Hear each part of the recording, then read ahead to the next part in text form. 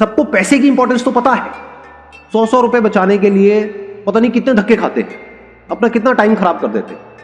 पैसे की वैल्यू हम सबको पता है, वो किसी को भी सिखाने की जरूरत नहीं है। टाइम की वैल्यू हमको पता ही नहीं है। 10 साल बाद आप में से कितने लोग हैं जो फाइनेंशियली अच्छा पैसा कमाना चाहते हैं? कितने हैं आप में से जो अगले 10 साल बाद लाख रुपए महीने का कमाना चाहते हैं और उनको अंदर से लगता है कि वो कमा सकते हैं? सब अंदर से क्या चाहते हैं कि लाख रुपए महीने का। बट कड़वा सच क्या है? यहां पर अभी 90% लोगों ने अपने हाथ उठाए कि हम 1 लाख या उससे ज्यादा कमाना चाहते हैं और कमा सकते हैं, हम डिजर्व करते हैं। बट क्या एक्चुअल में 90% लोग 10 साल बाद लाख रुपए महीने का कमा रहे होंगे? 10 से 20% ऐसे लोग होंगे जिनका ये ड्रीम अचीव होगा, ड्रीम पूरा होगा, बाकियों का ये सपना ही रहेगा। तो क्या आप उस 10-20% में आना चाहते हो? अब डिजर्विंग कैसे बनते हो आप? कि अगले 10 साल में जो आप करने वाले हो वो डिसाइड करेगा कि आप डिजर्विंग हो या नहीं।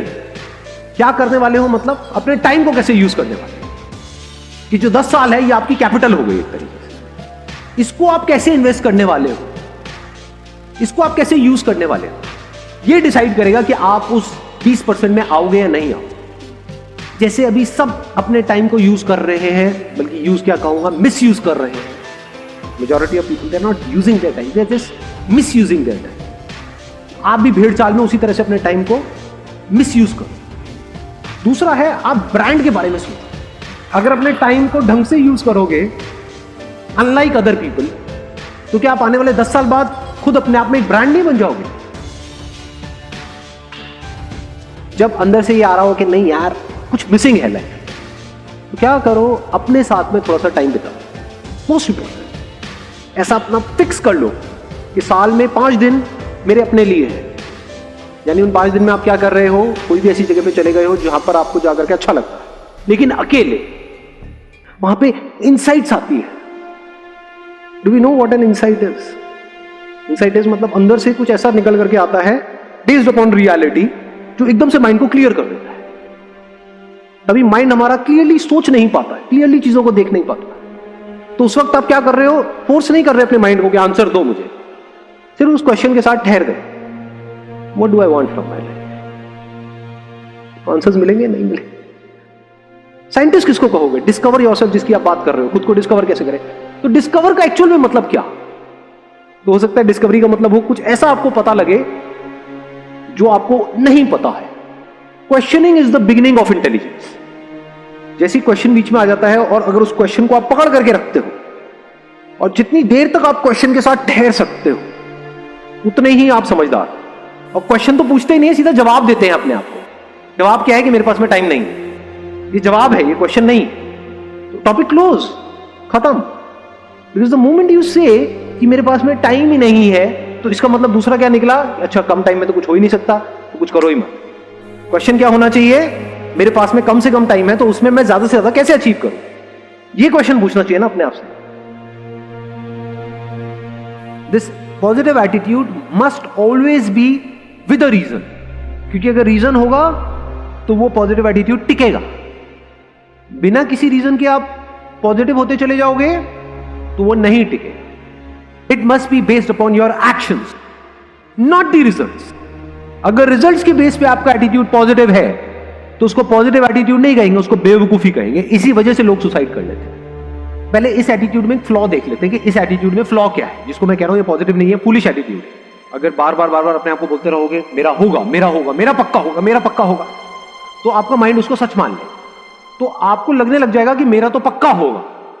और अगर इसके बाद भी आपका नहीं हुआ तो क्या? जितना स्ट्रांगली आपने मान रखा होगा कि मेरा होगा, जितना स्ट्रांगली, उतना ही बड़ा झटका लगेगा, उतना ही बड़े लेवल पे आपका दिल टूटेगा। लेकिन अगर आपके एक्शन 100% हो, जो भी सक्सेसफुल होने के लिए आपको जिस लेवल के एक्शंस लेने पड़ेंगे, एक्शंस अगर 100%, एक्सपेक्टेशन 0%, तब क्या चांसेस हैं आपके सक्सेसफुल होने के? अपने एक्शंस को ऑब्जर्व करना है, अपनी स्ट्रेंथ्स को ऑब्जर्व करना है, उसके बेस पे डिसीजंस लेने हैं। उसके बेस पे अगर आपके अंदर एटीट्यूड है तो वो अच्छा है। जब भी आप कंपटीशन में जा रहे हो तो आपको एनालिसिस करना होता है कि मेरी कैपेबिलिटी क्या है in comparison to other people. That is called competition. एक तो है आप में कैपेबिलिटी है, आप सीरियस हो, उससे जीत जाओगे। ट्रेनिंग भी तो करनी पड़ेगी ना, दिन में कई कई घंटों तक ट्रेनिंग करनी पड़ेगी, तो वो भी आप करने को तैयार हो, तो अब आप किस में आ गए? इसको समझदारी बोलते हैं लाइफ। आपने 50% गुंजाइश छोड़ दी है फेलियर के लिए, लेकिन एक्शंस के लेवल पे कोई गुंजाइश नहीं छोड़ी, और आपका एटीट्यूड इस पे based. Confidence comes from the how, not from what. Do you know how to drive a car? Have you learned it from somewhere? क्या आपके पास में उसकी नॉलेज है? क्या उसका एक्सपीरियंस है? क्या छोटे लेवल पे पहले आपने एक सेफ एनवायरनमेंट में गाड़ी चलाई है, फिर आप सड़क पे जाने की बात कर रहे हो, तो आपके अंदर कॉन्फिडेंस होगा। सीधा ही आपको मेन रोड पे, वो भी दिल्ली की सड़कों पे अगर उतार दिया जाए तो क्या होगा? हमेशा के लिए कॉन्फिडेंस खत्म हो जाएगा। ऐसी गलती हम बहुत सारे लोग करते हैं। So now what you need to do is you need to work on the how part. First you need to work on the what part. पहले तो गोल क्लियर होना चाहिए भाई। If there is no goal तो अगला step तो लेना impossible ही हो गया। Not clear about what exactly do I want. Second, हमें ये भी नहीं पता है कैसे। फॉर एग्जांपल, आपको ये तो क्लियर हो गया, हाँ मुझे क्या करना है, एक अपना फैशन स्टोर खोलना है। अब उसके लिए कितना पैसा चाहिए, क्या वो है हमारे पास? अगर आप कहते हो नहीं है, तो हम ऐसा कुछ सोच ही क्यों रहे? तो गोल ही गलत है। Because goal must always be based upon your resources, otherwise it is just a wish. बहुत सारे लोग जो लाइफ में कुछ नहीं कर पा रहे, वो इसी वजह से नहीं कर पा रहे। उल्टे सीधे गोल सेट कर लिए हैं बहुत बड़े बड़े, वो करने के लिए जो रिसोर्सेज चाहिए, पैसा चाहिए, वो है नहीं जेब में।